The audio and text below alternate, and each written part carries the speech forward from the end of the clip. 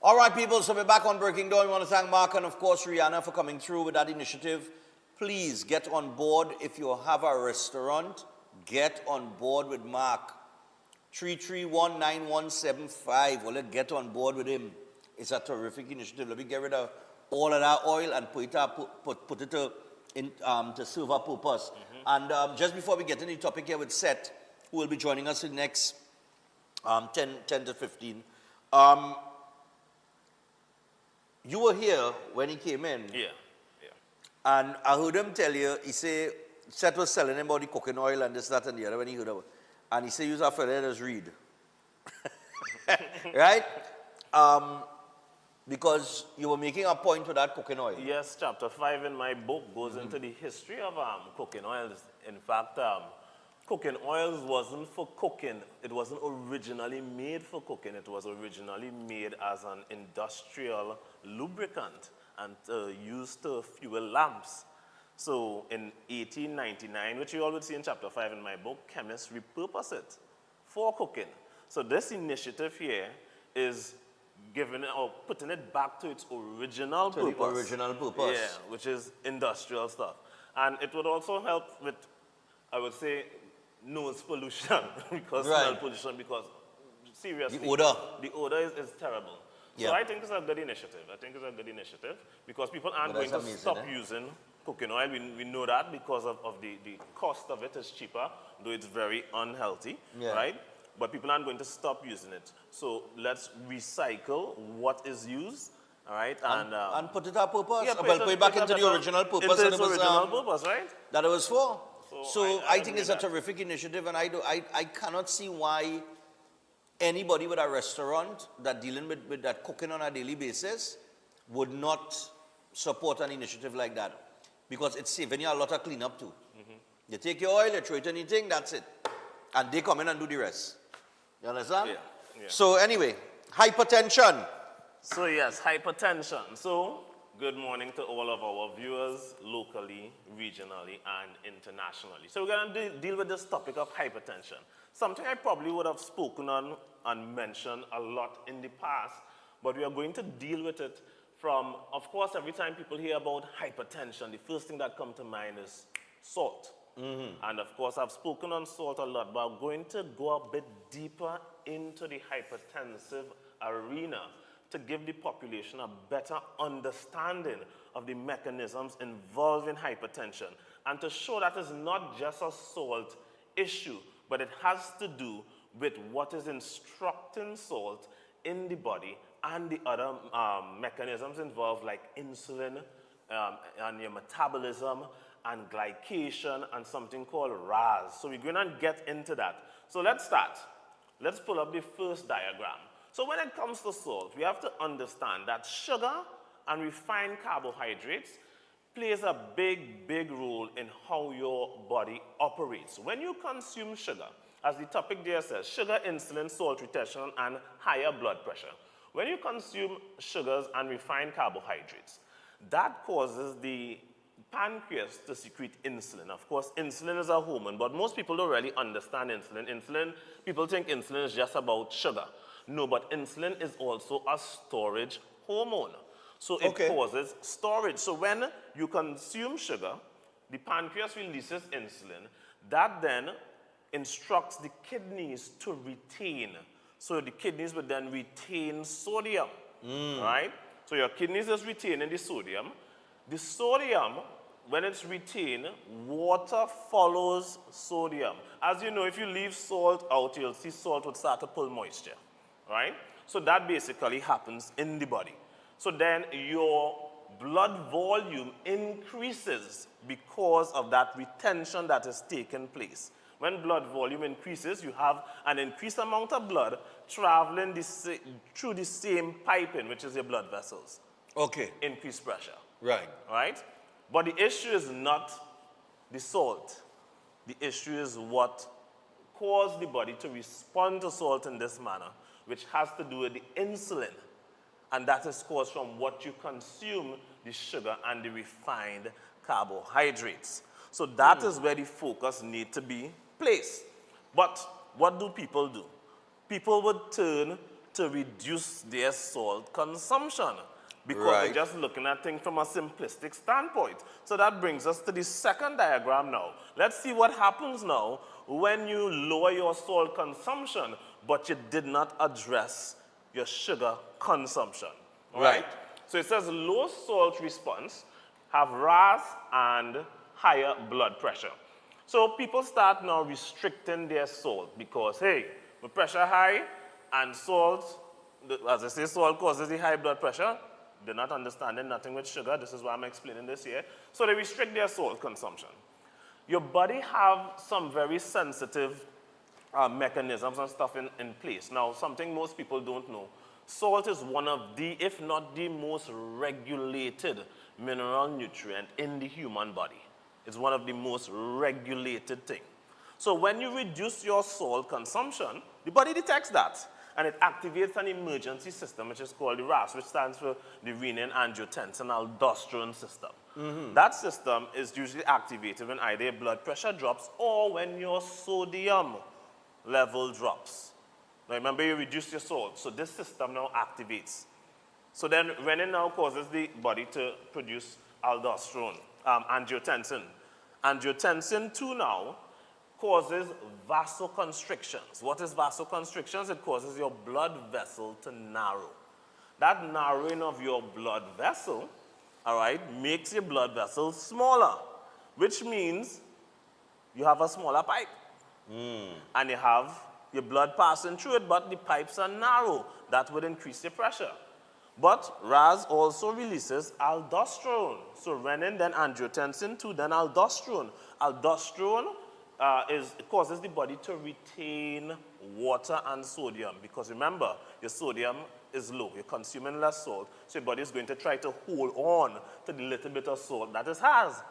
So what does it do? It retains water because most of your salts is in your fluids. So it now retains water. What happens when it retains water? Again, blood volume goes up, high blood pressure. Right? So now you have contracted blood vessels and increased blood volume. Right. That sounds like High a blood recipe pressure. for disaster. So Yeah, go ahead. again, what people are missing, they are not addressing the main issue, which is the sugar consumption, the sugar and the refined carbs. But then there is also another factor that takes place with regards to hypertension as well. And that's what we're going to see here, and that has to do with the next slide, which is a topic that's going to continue to be recurrent. Not this one, the other one, right? This one has to do with the glycation. So let's go to the other one. Right, sugar, glycation, and stiff blood vessels. Now, I've mentioned glycation many times on this segment. In fact, glycation is an important part of my book, all right? But this is what happens with sugar. When you consume sugar and refined carbs, you increase the amount of sugar in the system. That can cause glycation to take place. Now, most people don't understand what glycation is. In this case, we are dealing with when sugar is attaching to proteins.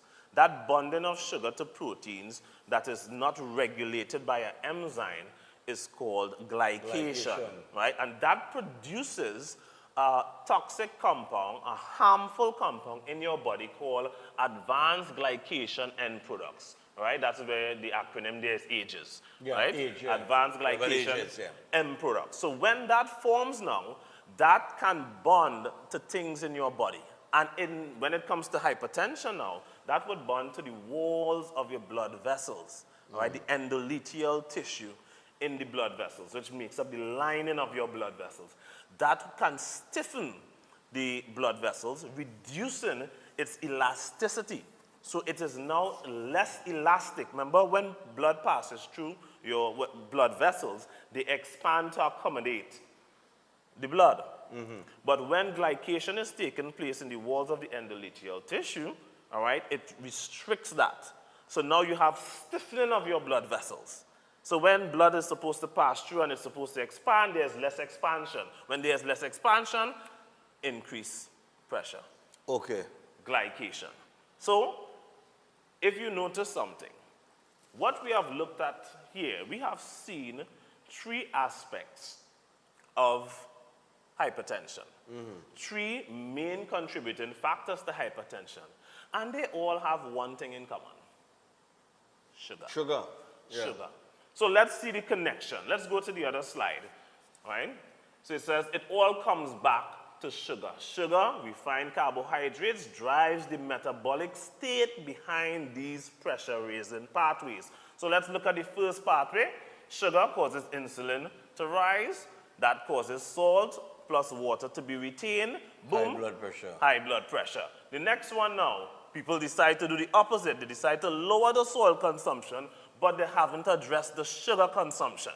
So what happens now? The body responds with its emergency systems, activate RAAS, which is the renin-angiotensin-aldosterone system, that causes vasoconstriction, and then your blood pressure rises, high blood pressure. And then you have the third one now, where because they haven't been addressing the sugar issue, advanced glycation end products, which is sugar bonding to things in your body without enzymatic regulation, glycation, it stiffens the blood vessels, reducing elasticity, and boom, high blood pressure. High blood pressure.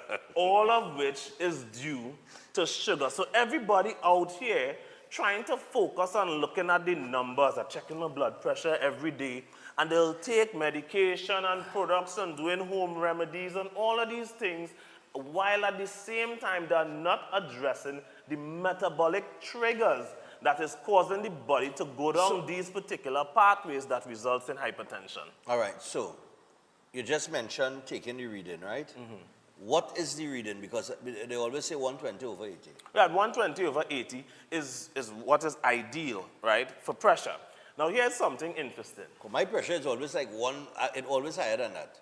Yeah, my pressure be like pressure can 130 fluctuate. something, 140 over 100 or some kind of thing. Mm-hmm. So I just get a regular reading like that. My pressure, I've never, ever, and at least in recent times, when I say recent time, like over the last 5 years or so, I don't think I've ever taken my pressure and was ever anywhere close to 120 over 80. Right, I'm telling you. What now has to be done is not just about getting those figures immediately down, it's about understanding the mechanisms behind the metabolic state that's causing that chronic high level of pressure. Now, high blood pressure, like 180 over 100 or 190 over 120, this is emergency level high blood pressure, right? But here is the thing, because those figures, like 120 over 80, that is 120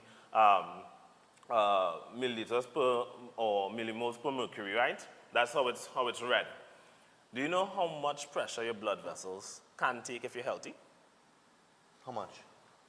Over 840. Over 840, right?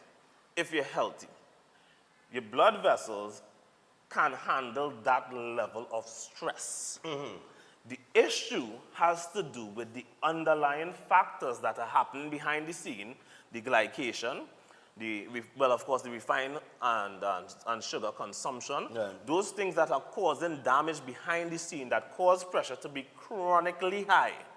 So chronically high pressure in a system where the metabolic state is operating in the wrong state for prolonged periods of time, years, that is what causes the damage, right? Okay. But everybody now is trying to chase the immediate numbers. Oh, I have to get this. Look, my pressure high today for this time that I check it within this 10 minutes. Yeah. And people start to panic, right? But this brings my next point, because when it comes to healing, people need to understand that healing is a process, right? Healing is a process. And the process of healing isn't always going to be comfortable. So the next slide here, the next diagram, I'm showing here, healing is a renovation process. Okay. And it says here, the body may go through breakdown and rebuilding before function is restored. So just like a house, you could be living in a house, Stefan, your roof leaking, right? You have some circuitry issues, so light might be flickering, right? You have some flooring issues, you might have a little, some wooden panels that might have some termite that might be decaying, and you're living in that house, fine. And you decide you're going to renovate that house. To renovate that house, you can't just put good stuff over the bad. No. You have to break down the stuff that are bad in order to repair it. So during the time of renovation, things can look worse and start to break down. You have to break down to rebuild. Well, they always tell you, they always say that, in any process, whether it is your health or renovating a house, when you are making changes to any system, it's going to get worse before it gets Correct. better. But a lot That's of how people, it usually is. a lot of people are looking for a lot of comfort in the healing, but comfort is not promised during healing, right? Comfort is not promised during healing. So there are times during the healing process where you might feel worse. I had an example of somebody that did my program. And on my program for 4 months, and she contacted me and she said, I'm coming off the program because I'm not feeling any different, right? Because it's autoimmune conditions that have, I think it was lupus or something of the sort, all right? So she's not feeling any different, so she's coming off the program. And she immediately went and did a blood test, right? So after she came off my program, 2 weeks later, when she got the result of the blood test, she contacted me to say she's coming back on the program. Why? Best blood work she have had in 20 years. Okay.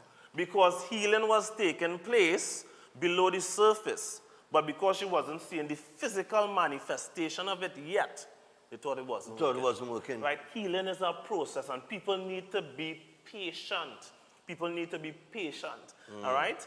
You need to deal with the underlying mechanisms that are causing those problems, and you have to be patient. Well, but this is also another important thing, because everybody wants to reach the goal of when the house is fully repaired, right? That's what people want to reach. But we need to be patient to go through the process.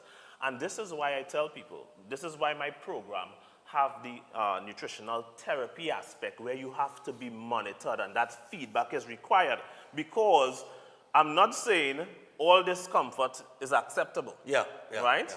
But this is why it needs monitoring, because if you are being monitored now, then I will know, because I check, all my clients have this daily questionnaire that they have to fill out, so I can track to see what is going on. I ain't follow that. I ain't, boy.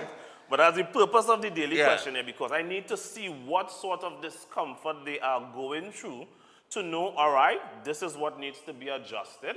And if this discomfort is one that is within the span of healing, or it is letting me know that there is some other issue that is taking place. So monitoring is very important. I haven't filled out the form per se over the last, this is my 3rd week. Yeah. Right? But I am feeling, I'm not feeling fat, boy. I feel like I lose, like it going down. Right? So I was like, I was telling Charlene yesterday, I say, was significant that I was telling her, I say,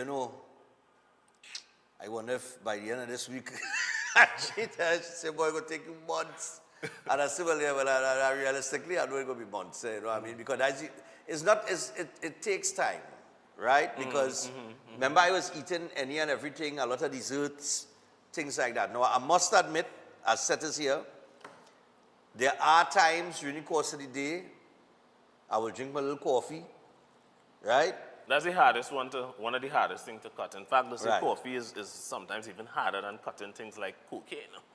Yeah, right? No, I drink my little coffee, milk, and sometimes I put a little evaporated milk. Sometimes I will put a half a teaspoon of sugar. I ain't lying, right? Because I feel for my coffee now, boy, right? And my mother gave me hook on coffee, I was a tea drinker. But then he tell me tea worse than coffee. So, all right. I used to drink it black. I drink coffee black. But I don't know, but these days, it's the diet too now. But I'm consuming as close to as possible. Some days I just be on point with what I consume, with what you tell me to consume. And some days I just eat a lot full and I can't make no more. And that's fine. Right. That's fine. All of that's fine. The salt consumption, though, I'll abstain with. I know that for sure. Yeah. Right? But they tell me there's the water I drink, the sunny. Right? But generally, I stick into the diet. Because historically, all now so, I tell you, I don't eat chicken and chips or something, and I give and ketchup and... No, serious, I don't think, but I really serious as wrongs. But There have been a couple days, just a couple days over the last 3 weeks, where I kind of stray, but not by much. Right? When I say now, I might have stray, but my straying might be like I eating the lamb, and I feel for a little barbecue sauce. Right. So I just take and I just dip it in the barbecue sauce and bread. So, but I don't do that all the time. you That was just one day. Eventually, you want to correct that because while sometimes those things might look small, the changes it might have on the metabolic system could be a lot larger. And the other issue is when certain things change in the metabolic system, to correct it, that can take days. Days. Yeah, to correct. So that's why you don't want to cheat on it. You want to stick to it as close as possible, because sometimes, depending on how the change takes, if it throws the metabolic system onto another system, right, that could take a while to rectify, right? Well, the one thing I have no problem with is pork belly. God, give me that every day. Right? Give me the pork belly every day. I'm good with that. You understand? I love it. Especially with the fat and thing, and just get the flavor. Right. But sometimes, boy, is the prep too, eh? Sometimes we prep now. Boy, I don't know how you stick to that, you know, and you ball it easy. I find personally, eating how I eat is the easiest thing. But remember, I have the understanding of it. And I also come from a history of growing up sickly. So I know about growing up sickly, overweight, asthmatic, joint problems, all those things, always going by the doctor and stuff like that. I know about that. So I've moved from that to not getting sick at all. At all. So to me, I can't see myself going back to eating things that had me sick before. Because growing up, you didn't even know what was causing you to be sick. You're just thinking you were just sick because you're just born sickly. But that's not the case, right? So I help people to understand. On my consultation, I help people to understand the root cause of the issue, why they're sick, right? And to know that sickness is not random. And that's what people think. People think sickness and disease is random. There's no random illness. Not because you at present don't know what caused the disease, mean it doesn't have a cause. It all have a cause, just you don't know what caused it. Well, the other thing I lapse with, I ain't do no exercise since my birthday. But I do one day. That's fine. I do one day. And that one day exercise I do, but my body was in pain the next day. Yeah, that was just last week. I go into today and I go and take a little run and thing. Right. But, you know what I mean, to kind of get myself back in a, more stamina and that kind of... exercise, of course, is a measure of performance, right? Not necessarily a measure of health. But once you're eating correct, the benefits from exercise increases tremendously, right? Because so the one thing I find, like with my running, my knees and thing, yeah, boy. But I know where the diet here, I go correct all of that. Yeah, and you could even go utilize cycling. Cycling is much safer on the knees. Yeah, it's much safer on the knees. That's what I do. I would do a little cycling. Because remember, when you're running, you have to take the impacted. Yeah. Right? So cycling now reduces the pressure on the joints, right? So you could I'm going to buy a little punching bag too. Yeah, all of that. Do a little some. You understand? So yes, Oscar de la Hoya. So on the last slide, because I have one more slide. Last slide here, then because we will be out of time, but nevertheless, Right. Last slide, let's go. I want people to know if they're facing any conditions, hypertension, any of those issues, you know, we want to address the cause. Yes. And not just only focus on the pressure, because a lot of people are fixated on the pressure, and that causes another issue, which a lot of people panic and put themselves into a state of anxiety. Yes. And that causes their blood pressure reading. Every time they go to take it, they start panicking, so your reading always high.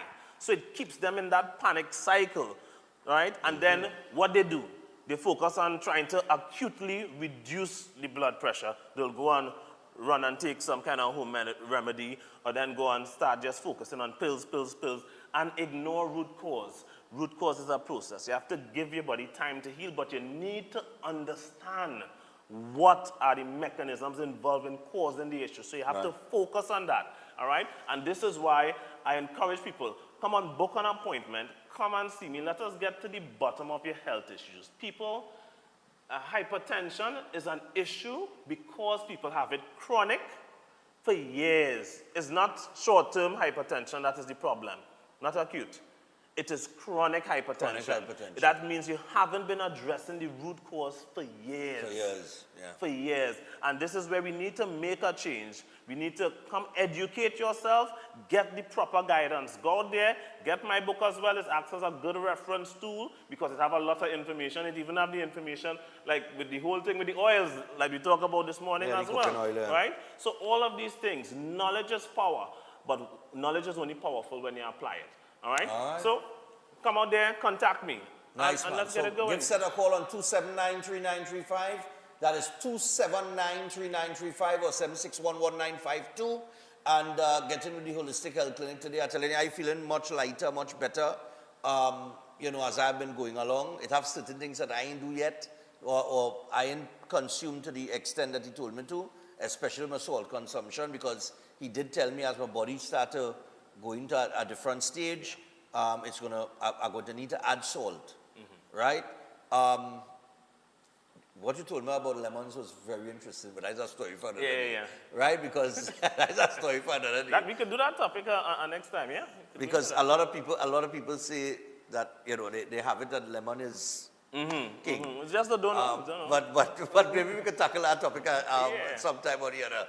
All right, but you want to contact Seth and start rebuilding your health from the inside out naturally. Of course, you can pick up the book at all RIK bookstores, Amazon, Gumroad for the digital copy, Nelson's in Tobago, and you could call him and get the book 279-3935 or 761-1952. Are you tired of managing symptoms without understanding why your body is breaking down? Setwire's Holistic Health Clinic provides consultation and re-education sessions followed by nutritional therapy programs designed to address the root causes of chronic disease. The clinic works with clients in Trinidad and Tobago and internationally, helping people rebuild the body through correct nutrition, not drugs, supplements, herbs, detoxes, injections, or quick fixes. Setwire is also the author of You Are Not Sick, You Are Malnourished, a powerful health book that has been the top-selling book on consignment at RIK bookstores nationwide every month since entering the stores. If you're struggling with cancer, diabetes, high blood pressure, obesity, autoimmune issues, fertility challenges, digestive problems, or other chronic condition, book a consultation and re-education session today. Purchase the book at RIK bookstores nationwide, Nelson's bookstore in Tobago, Amazon, or Gumroad. Visit setwireclinic.com or call or WhatsApp 279-3935 or 761-1952. Setwire's Holistic Health Clinic, rebuilding the body, reversing disease through nutritional therapy.